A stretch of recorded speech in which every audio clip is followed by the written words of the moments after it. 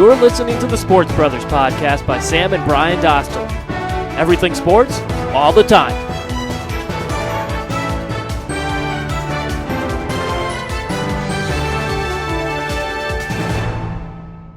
Let's get it started.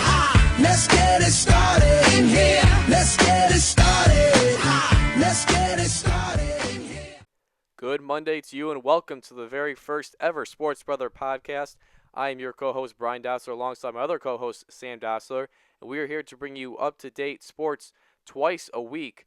Today is May 19th, 2014, and it is 10:03 a.m. Eastern Time, and these podcasts will be posted on our Twitter page at Sport Brothers and on our website at thesportsbrothersblog.wordpress.com. That's thesportsbrothersblog.wordpress.com, so be sure to follow us there, and feel free to check out our website. And Sam, it's pleasure to have you on today.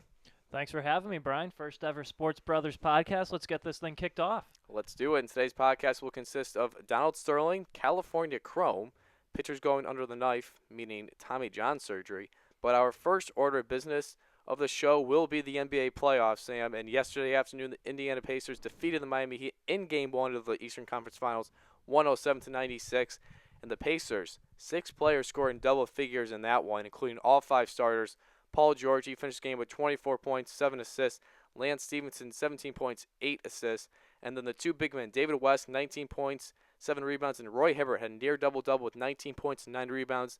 And Sam, as we all know with the Pacers this postseason, they have struggled. They won 7 games with Atlanta. They won 7 games with the Wizards.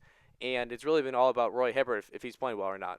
Yeah, they've really gone as Roy Hibbert has gone during this postseason run. And you know, this game was never really close, 107-96. It's closer than it looks. The Pacers, they were up by 17 at one point in the third quarter, and they really played their best game of the playoffs, maybe their best game in a couple months in this game one, and what better place to do it than here in game number one.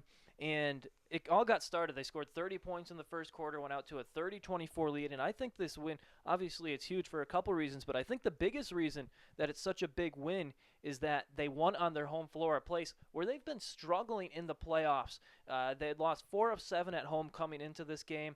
They go out there, they take care of business at home, and this is something they wanted, that home court advantage. That they stated that as their goal at the beginning of the season. They got it. They sort of backed their way into that number 1 seed towards the end of the season. But if they're going to play like this at home, Miami's going to have a very tough time matching up with them. And Roy Hibbert, we talk about him being the X factor. The Heat went out and got a guy like Greg Oden because of Roy Hibbert. And Hibbert had a big game last night. The Heat got out-rebounded 38-29. So it's going to be interesting to see what sort of adjustments Miami makes moving forward in this series. And the Pacers, they were 35-6 during the regular season, and then now they're, with the win yesterday, they're now 4-4 in the postseason at home.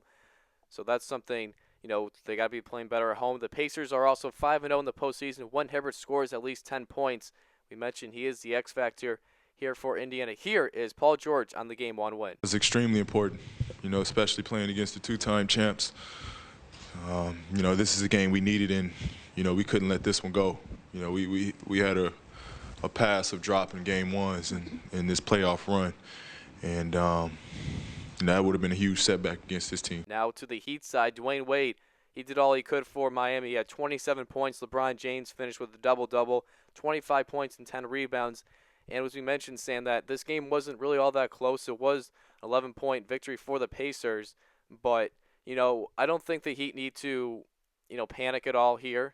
I mean, they are the 2-time defending world champs, so nothing to, you know, worry about so much. Yeah, it's one of those things where, you know, you don't want to lose game one, but it's not the end of the world. You really, in the first 2 games when you're on the road, you want to get that split.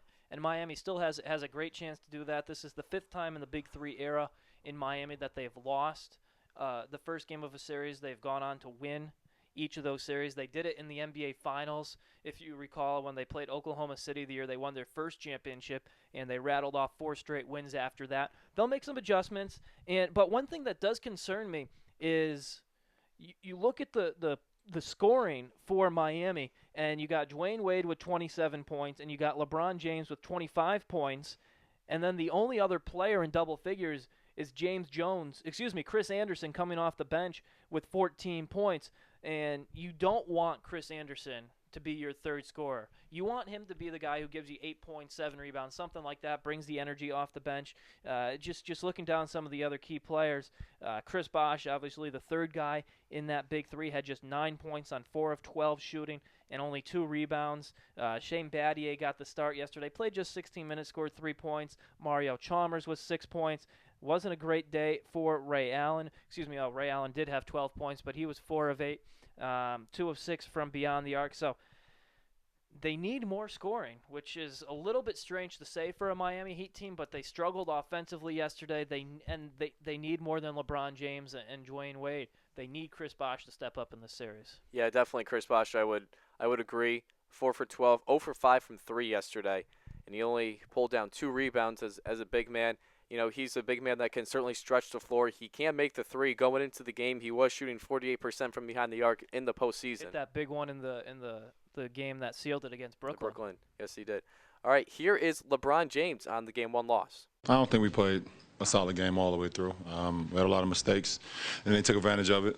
Obviously, a three-point shot is a big thing for our team, and tonight they weren't there. And that was LeBron James there talking about the Game 1 loss. Game 2 will be tomorrow night in Indiana. Tip-off is set to be at 8:30 on ESPN, so don't miss that one. And one thing that I love before that game, tomorrow night we got the NBA draft lottery. That's very true. That's 8 o'clock. 8 o'clock on. Very interesting. Whoever gets in that top 5 this year I think is going to have an excellent chance to get a player that can change your franchise. But more on that as we do get closer to the draft and later in the week after the draft lottery kind of falls into place. There you go. Now heading over to the Western Conference, Game 1 tonight, 9 o'clock on TNT. The number 1 seeded San Antonio Spurs taking on the number 2 seed Oklahoma City Thunder.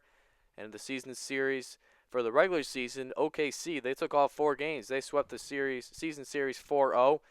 The Spurs in the first round defeated the Dallas Mavericks in 7 games. In the second round, dismantled really the Portland Trail Blazers in 5. And ever since the Game 7 win versus the Mavericks, including Game 7, in those Spurs 5 wins, the Spurs are winning by an average of 20.2 points per game.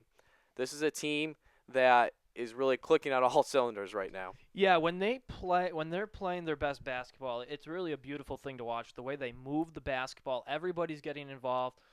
There's not one player who cares about his stats more than the next. They just do a great job moving the basketball, and I think they're going to be tough to beat. A lot of that does hinge on the health of Tony Parker. He left Game 5 against Portland with a hamstring injury, playing only 10 minutes in that game. He said it's not a big deal, but that's one of those things that's a little tender, tries to make one cut, and all of a sudden it becomes a greater issue. The good news is he's had quite a bit of time to rest that hamstring, so I think we see Parker go in there and be healthy and have an impact on the series, as Tony Parker always does.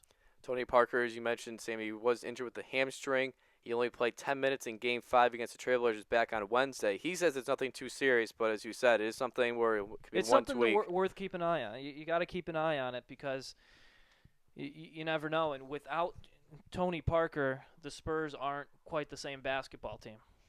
And in the postseason, he is averaging 19.2 points per game and 4.9 assists. And he said that this is a grade 1 hamstring injury. Last year during the NBA Finals, it was a grade 2. So he's playing through a lot more pain there, but we'll see what happens. Could it be the end of an era for the Spurs? I want to go just talk about a little bit of this. Tim Duncan told reporters before the playoffs that he doesn't know how many more chances he will to play in these playoff games. And it's going to be a sad day for the NBA, especially for the Spurs fan base, when, you know, the big three for the Spurs, Parker, Ginobili, and Duncan. I mean, you have to imagine that Duncan would be the first to go with his age. Parker's only 30, Ginobili's in his early 30s, I believe, as well. So, you know, maybe this could be Duncan's last ride. Yeah, I think if they win the championship, that it's Duncan's last ride. If they get close one more time and lose in this round, I guess, or even in the finals, I think he might give it one more shot. But it's amazing, though, that he goes out there and he's still, you know, he's not as athletic. He doesn't move as quick, but he still puts up the numbers. He still produces and is still a big-time impact player. at the highest level. It's been fascinating to watch. It's been a fun career to watch, and hopefully he can go out on a top. high note. Go out on top. He's I think he doesn't get enough credit. The Spurs don't get enough credit in general for what they've done, because to the media, they're a little bit boring because of the way they play. They don't say anything that'll make them stand out. They just go out there, they take care of their business, and when it comes down to, they're a fun team to watch. I enjoy watching the Spurs, the way they move the basketball. Would love to see Duncan make one more run at this and maybe even grab another ring before he rides off into the sunset. And their opponent, the Oklahoma City Thunder, first round defeated the Memphis Grizzlies in 7 games. Second round defeated the Los Angeles Clippers in 6 games, and arguably the 2 best series of the playoffs thus far. And the Thunder took a big hit when shot blocker Serge Ibaka suffered a calf injury in Game 6 versus the Clippers. He is done for the season. Ibaka averaging 12 points per game, 7 rebounds, and a little over 2 blocks during the playoffs. That's a career best during the regular season of 15 points and 8 rebounds during the regular season. However, there was just some reports out there saying that the Spurs do not believe Ibaka is hurt. Tony Parker saying, quote, "I don't believe it. I'll believe it when I'll see it tomorrow if he's not on the court or not. It's hard to believe. We'll see." Yeah, that would be a interesting twist, wouldn't it? If Ibaka was healthy and Oklahoma City was just playing some mind games. I don't want to speculate too much about the thoughts I would have if he did run out on that court and did play, but I think it would be a lack of sportsmanship by Oklahoma City if they did do that, because you look at San Antonio and Tony Parker, he's in a similar situation where with the hamstring, where he is injured, but they're being truthful with it, and they're saying, if anything, San Antonio might be being over optimistic by saying Tony Parker's a full go. That's true. And now you look at Oklahoma City, and could they be? I don't think they're doing it, but you know what? The Spurs would know better than I would about whether or not they think Serge Ibaka would play. If he does play, it changes the entire series, because he's a matchup problem for Tim Duncan, I think. I was just talking about how Tim Duncan's not as athletic, not as quick as he used to be. Ibaka, quick, explosive, big, gets off the floor quickly, and I think he would give Duncan. I know he gives Duncan some problems on the low block. So Ibaka playing or not playing in this series really is what sways my pick in this 7-game series. And if Ibaka does not play, look out for Nick Collison to step up big time, and also rookie Steven Adams from Pittsburgh played an even bigger role down low for the Oklahoma City Thunder. And let's not forget, the Thunder do have the most valuable player, Kevin Durant, and I believe the most dynamic point guard in the NBA, Russell Westbrook. And here is what Scott Brooks said last week. We know that we're not a perfect team, and we don't claim to be. We don't tell the world that, look at us. We just play basketball. We play it as hard as we can. We try to play with the very limited mistakes, but what we do try to do is play with effort every time. That was Scott Brooks saying his team is coming together at the right time. And don't forget tonight, Game 1 of the Western Conference Finals, 9 o'clock on TNT. And let's go for predictions. I got Spurs in 7. I really like both teams, but it's going to be hard to pick against either of these teams, but I still like the Spurs. I'm with you. I as well like the Spurs, but I like them. A big reason that I like them, I think I would have liked them either way, but with Serge Ibaka supposedly being out for this series, I think that gives the Spurs a distinct advantage. You look at the fact that San Antonio just plays so well as a team, and this Oklahoma City team is more of a lot of one-on-one isolation basketball with Westbrook and Durant, and the fact that I think Khalil Leonard could do a good job. Will do a good job. He's an X factor. He's going to do I think he's an excellent defender. I think he can do a good job on Durant. And you're not going to stop Kevin Durant, but you can make him uncomfortable. Durant said it at times in this postseason, looking back to the first series when they played Memphis. Tony Allen got in his head defensively. Of course, he went off in the last 2 games of that series. But I think in the end the Spurs are going to take this in 7. They're just an unselfish team, and they play very well together, and I think they're going to make one last run at this for Tim Duncan. And I forgot to do the prediction for the Heat Pacers. Who do you got, Sam? I'm still going with the Heat until the champs are dethroned. You got to go with them. They've beaten this Indiana team before, and I don't see any reason that they won't do it again. I think that one, Miami takes that one in 6. I have the Pacers in this series. Before the playoffs even started, when I was doing my radio show at Eastern Connecticut State University with On the Out of the Clock Tower with Patrick Murtha, I did predict the Pacers to make it to the NBA Finals. I had them losing to the Oklahoma City Thunder. I had these 4 teams in there, and I will say that it's because of the Game 1 win. It does kind of push me towards the Pacers, but since this podcast is after the fact of Game 1, it does help there. So I will say with the Indiana We're gonna Pacers. have to go back and find those audio files if you taking the Pacers. All right, so now staying in the NBA, but going to a controversial topic, Donald Sterling. As we all know, a few weeks ago, the Los Angeles Clippers owner said some racist comments, including targeting NBA Hall of Famer Magic Johnson on a phone call with his girlfriend. And back on April 29th, Adam Silver, the new NBA commissioner, and the rest of the NBA banned Sterling for life and fined him $2.5 million. However, Sterling plans to sue the NBA, and that's really raised some eyebrows. Yeah, but you kind of knew that was coming. You knew he wasn't going to go down without a fight. This is a guy who's really lived most of his grown life fighting various things in the court system. So you knew at some point he was going to come out and say his intentions were to bring this thing to court. It'll be interesting to see how this transpires. There was talk about some teams boycotting games if Adam Silver didn't suspend him for life and levy that fine. It'll be interesting to see what happens if this thing is still working through the court system come the start of next season. Personally, I think if the players see that the NBA is doing everything that they can to get Donald Sterling out of the game, they're gonna play. They're gonna be like, okay, the NBA is doing everything they can. They're smart enough to realize that things like this get held up in the court. It's really an unfortunate situation, obviously because of what he said, but also because these playoffs have just been fantastic, especially that first round. And now you got the top 2 seeds in both conferences going head-to-head in the conference finals. It's been a fun playoff to watch, and it's too bad that this has to kind of overshadow things to a certain extent. And the $2.5 million is the highest of that an owner can be fined in the NBA Constitution, which Sterling said he will also not pay.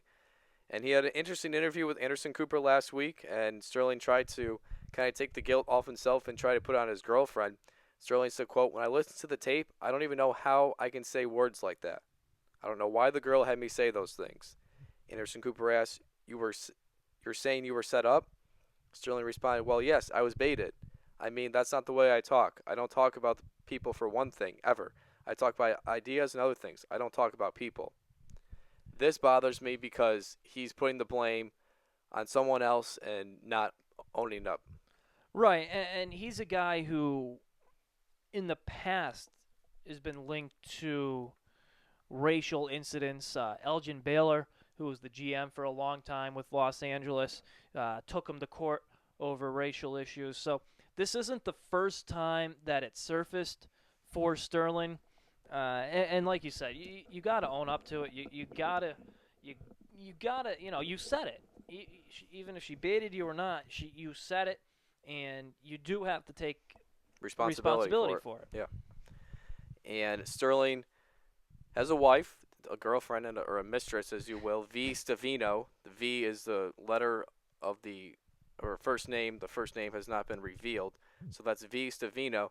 Sterling does have a wife, Shelly Sterling. They're both 80 years old, and they are filing for divorce after 57 years of marriage. Yeah, and it's one of those situations where neither of them have come out and said it, but they were clearly still together for business reasons. Some financial, obviously, they were both benefiting from it, so they stayed together for those reasons. But you look at the games, and they would both go to these Clipper games, but they wouldn't go together. It's just a really ugly situation that is now playing out on a national stage and it's one of those stories that's bigger than the sports world, so everybody is paying attention. Mm-hmm. Even worldwide, you got people paying attention to see how this thing is handled. And Shelly Sterling says that V. Stevino is a gold digger. And Doesn't take a genius to figure that one out, does it? doesn't seem it. And Shelley Sterling will be suing Stevino. So it's a whole These whole people big better mess. just set up a cot or something Yeah. in the courtroom. They're going to be there for a long time fighting this thing out. And, on the basketball side of things, the Clippers, they started losing some money with sponsorships not, taken away because they don't want to be represented by an organization, a team that is run by an owner who says racist comments. So they're losing some business side. We mentioned a little bit of the boycotting with the warm-ups before Game 3 of the Clippers and the Golden State Warriors a couple weeks ago. The Miami Heat, they all wore black socks, another sign of protest. And it wasn't only these two. It was the NBA as a whole, because the players in the league aren't looking at this as a Clippers problem. They're looking at this as an NBA problem. Like, they're all in this together, which is great. The league really came together over this, and all indications point to Golden State. They were ready. If the Clippers wanted to, they were ready to boycott that first game after the Donald Sterling comments. Then, of course, Adam Silver made his statement suspending him for life and fining him $2.5 million. But they were ready to go through with a boycott if the Clippers wanted to do that. So it speaks to the power of the league, I think, that the players are all coming together and standing as one on this issue. And so you mentioned the comments with, saying that it's not a basketball issue, it's, more of a racial, a human, a society issue. It's a human rights issue. Yeah, human rights issue. And I actually listened, the first time I heard those comments was the pregame before the Golden State and Clippers game when Magic Johnson said it, because obviously, those words were targeted towards him. And like you said, he told the Clippers, worry about your game, worry about Game 3, worry about winning your NBA championship, which unfortunately fell to the Thunder. But worry about your journey to the top. We'll worry about this stuff. Just focus on basketball. We'll take care of the rest.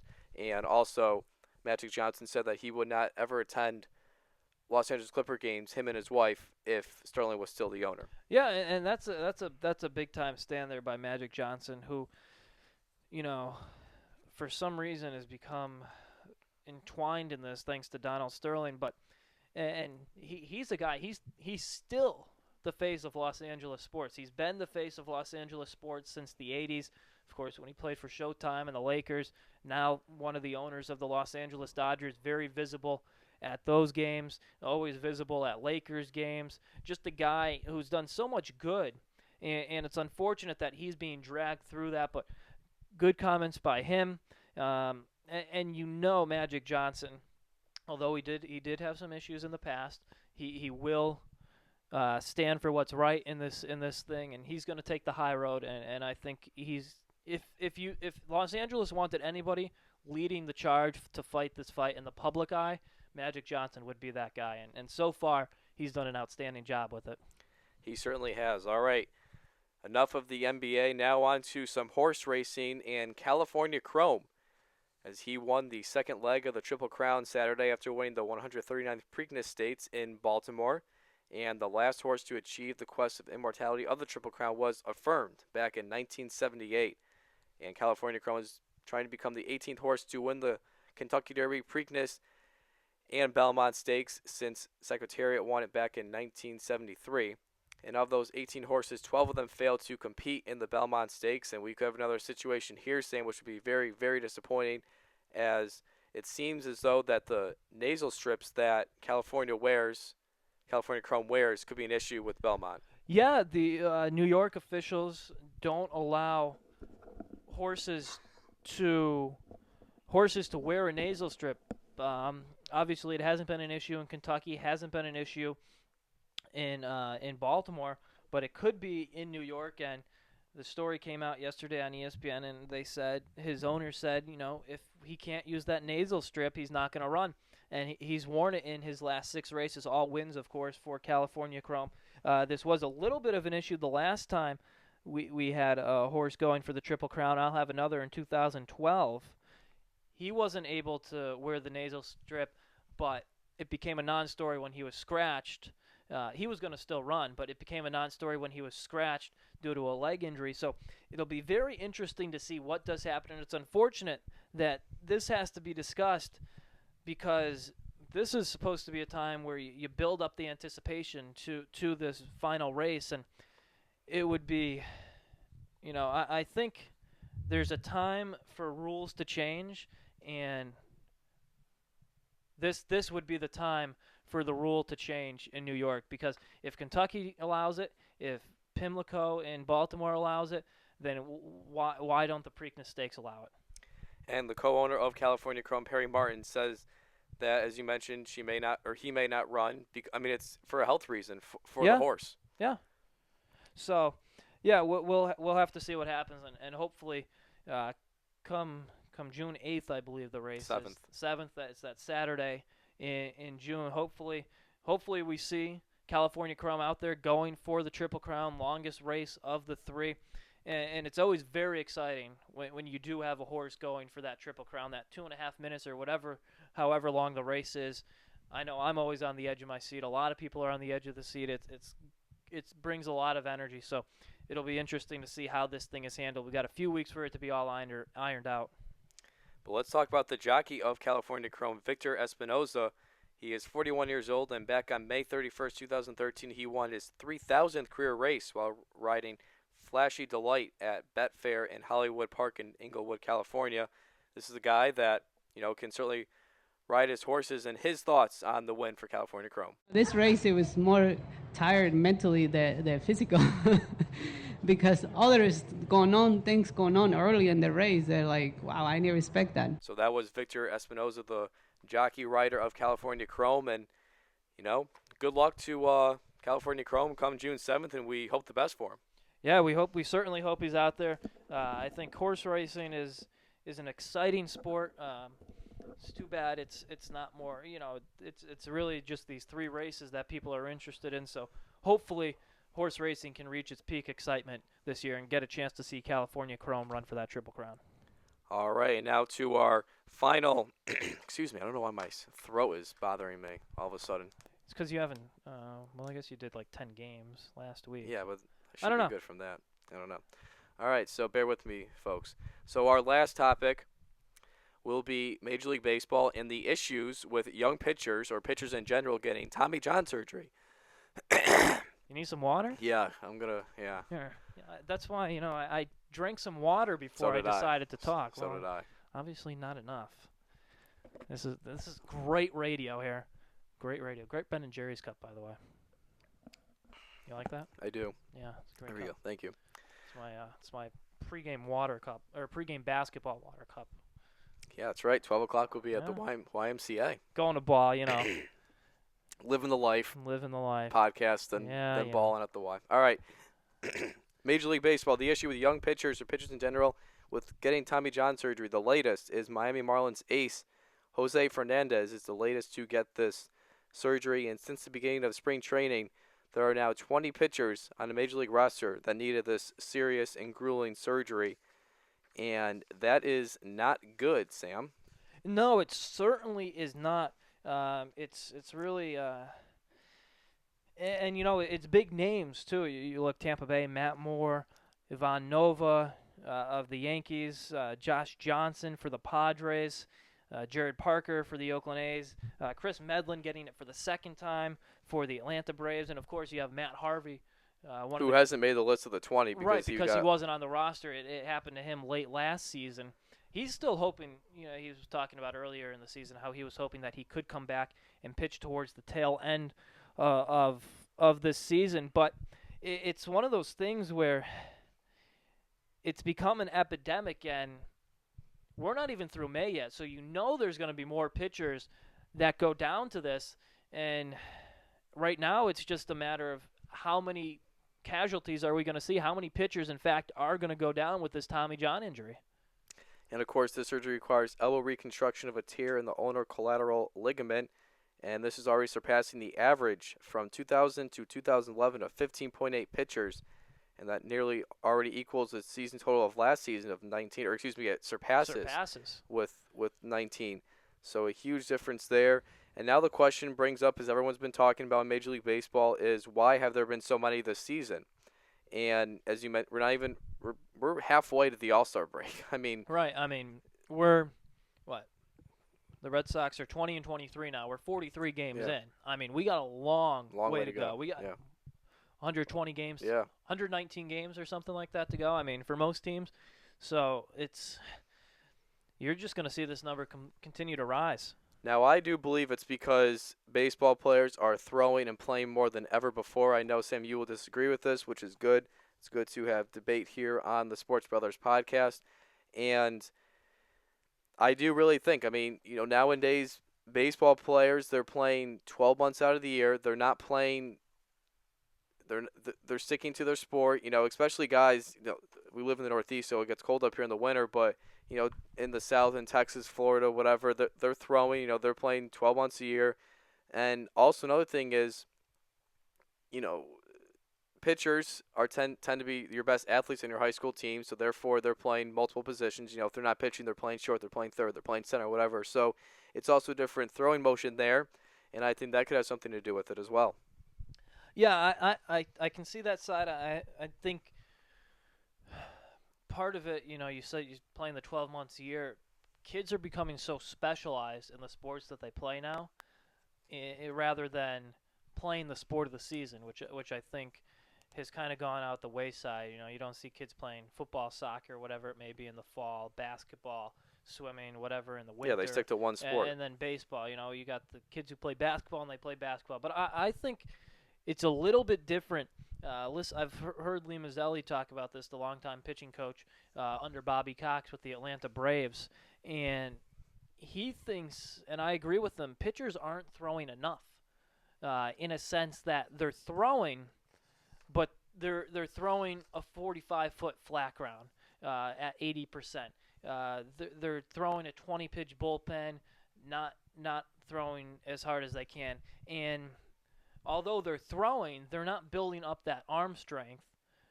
They're more working on their mechanics and whatnot. So they do that light throwing during the week, with the exception of they do throw that one bullpen a couple days after their start. But they go out there, and all of a sudden they're throwing 100, 120 pitches at full capacity, full strength. And I think that's what's putting all this strain on the arm, because they're not building it up in between starts before the season, and I think that's what's causing this rash of Tommy John injuries. Lee Mazzilli was talking about how I think he was talking to Tom Glavine about it. It might have been Greg Maddux, one of those guys that were under him during the for those great Atlanta Braves starting rotations that included John Smoltz. They were talking about how the stuff that they did in the 1990s, not too long ago, would never, ever happen today, just because people would think that there was too much throwing going on. And Mazzilli had a very good track record of not having pitchers get Tommy John surgery. So I think pitchers are being babied a little bit too much. You look at like Steven Strasburg. He hasn't reached 200 innings yet in his career, and he's what are you saving it for? In your young 20s, mid 20s, that's when you're at your strongest. And these teams are so concerned with limiting the number of pitches they throw at full strength that I think it in fact is weakening their arms for when they go out there and then they throw at full strength, and that's what I think is causing this uptick in Tommy John surgeries. I mean, it certainly helps when it depends on the pitching coach that you have with, how you develop your arm strength and whatnot. Obviously, when you're throwing a flat ground and going 50%, you're working on mechanics. You're not working on velocity. You're working on, spots. Right, but that's what they're doing more of that than working on building arm strength. However, pitchers, including myself, we long toss to get our arms strengthened. And you also run. You do all these things, and with you go to the college level, and I even see it at Eastern. The pitchers are on these throwing programs, and it's strictly to strengthen their arms, and they do these pitching drills. They run, do all this stuff to get their arms stronger. But it's obviously not working. And I think, but in the end, it could be just throwing too much. I think they're not doing enough. I mean, it's different to do long toss than it is to throw in a bullpen, because even long toss, you're not throwing as hard as you can. per se. You're stretching it out. You're throwing high. You're stretching it out. It's a little bit different of an arm motion, while as a bullpen or Pitchers, you need to keep a straight of a line drive as much as possible. But it's still stretching it out. It's a different type of throw. It's a different type of throw as opposed to a bullpen. I think obviously nothing wrong with long tossing and that, but I just think pitchers aren't strengthening their arm as much, and I think that's why you're seeing the increase in injuries. All right, so now our last part of the show, some other MLB news, just a quick whip around, if you will. Tony La Russa agreed to become the chief of baseball operations for the Arizona Diamondbacks. Interesting move there. Yeah, it is. La Russa, just a few years out of managing with the St. Louis Cardinals, now back into the game. And, it makes sense. These guys are baseball lifers. And now we'll see what La Russa does in the front office for Arizona, a team that's gotten off to, I think, their worst start in franchise history. It's rough there in Arizona. A team they were expecting some things out of. So, when you got Tony La Russa involved, you can only expect good things. Former three-time All-Star Julio Franco has agreed to join the Fort Worth Cats of the United Baseball League as a player-coach during the club's first homestand. Julio Franco, 55 years old. His last played in the major leagues in 2007. He was 49 years old. I mean, I think this is awesome. A 55-year-old playing professional baseball. Yeah, it is. I mean, he was an effective player all the way up until he was 49 years old, and he wants to stay involved in the game, and he gets a chance at a much lower level, but still getting a chance to play and now coach the game that he loves. And Franco played 23 MLB seasons, won the 1983 Rookie of the Year with the Cleveland Indians, and is a two-time MVP, winning one with the Indians and one with the Rangers. And if you just think about that, 1983 Rookie of the Year, played till 2007. I mean, that's a long time playing baseball. Obviously, you don't have to say that, but Three different decades. When you see it in those numbers, 83 to 2007, you realize just how long he was a relevant player. Rookie sensation White Sox outfielder Jose Abreu was placed on the 15-day disabled list yesterday. Abreu leads the MLB in home runs, 15, and AL and RBIs, 42. This is sad to see here. Abreu, a young, exciting player, is hitting the ball well, as I just mentioned, and it's going to be tough for the White Sox to replace. Well, they still do have Paul Konerko, who can slide in and play that first base position, and it'll be. Konerko, I think this is his last year, but he is an exciting guy. He hits with a lot of power, obviously, drives in runs. This White Sox team, a team that doesn't have all that much punch, but losing him is a big loss. And last but not least, Washington Nationals pitcher and 21-game winner back in 2012, Gio Gonzalez, was also placed on the 15-day disabled list yesterday with a shoulder injury, as Gonzalez took a loss Saturday versus the Mets, where he only won 3 innings, giving up 7 hits, 5 earned runs, 4 strikeouts, and 2 walks.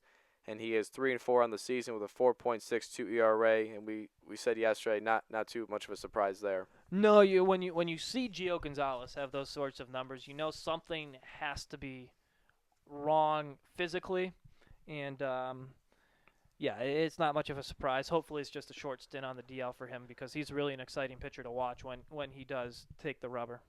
Well, that does it for us today. Thank you for listening to the first ever The Sports Brothers podcast, as you can listen to this on our website at The Sports Brothers, The Sports Brothers blog.wordpress.com, and on our Twitter page at Sport Brothers.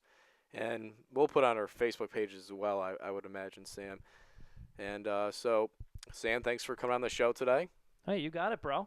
No problem. All right, so it's well after 10 o'clock now, and so be sure to tune in next time, which I believe will be Friday. Have a great rest of the day.